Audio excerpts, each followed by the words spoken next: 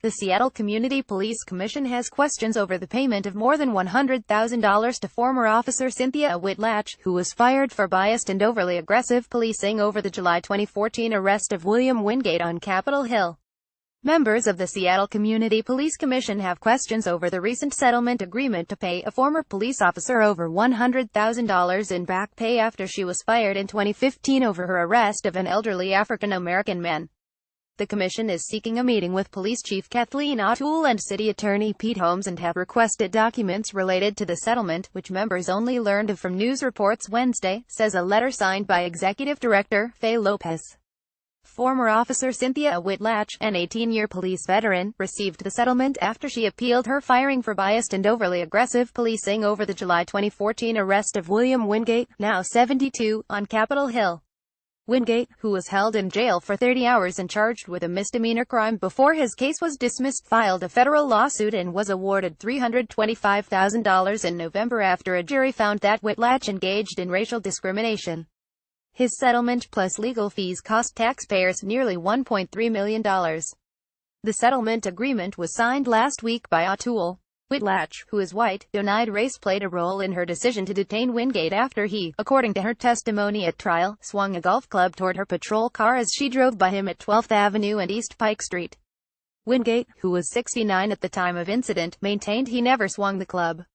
As you're no doubt aware, there is significant community interest in this case, particularly as the initial dismissal of Officer Whitlatch was widely reported, as was Chief O'Toole's justification for that outcome, Lopez wrote.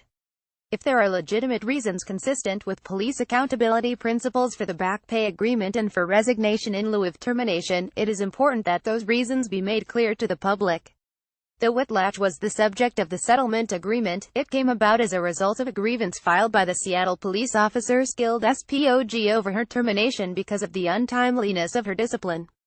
SPOG's former president, Ron Smith, told the Seattle Times in 2015 he believed the department blatantly violated a requirement to complete the investigation within a required 180-day limit. Police should have opened it in September 2014, when two commanders learned of the matter at a meeting with community members, not in January 2015, Smith said at the time. Under the settlement agreement, Whitlatch will receive a lump sum of $105,570.90 for back pay from the time of her firing in September 2015 through September 15 of this year.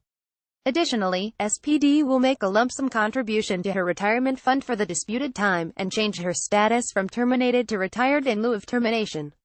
In exchange, Whitlatch agreed not to seek another job with the city or as a commissioned law enforcement officer, the agreement says. There have been long-standing issues with initial discipline being adjusted after appeal in a way that undermined the transparency and legitimacy of the initial discipline process, Lopez's letter says. Indeed, making sure the outcomes of post-discipline appeals are understood by the public was a priority for the Commission in recommendations it made for reforms to police accountability, Lopez wrote. In addition to asking for a meeting with O'Toole and Holmes, Lopez requested documents and files related to the Office of Professional Accountability's OPA internal investigation of Whitlatch as well as an investigation of supervisors or command staff who failed to appropriately report Officer Whitlatch's apparent misconduct to OPA, the letter says. Commission members want to know whether any supervisors or commanders were also disciplined over the incident or the reasons discipline WASNT imposed, the letter says.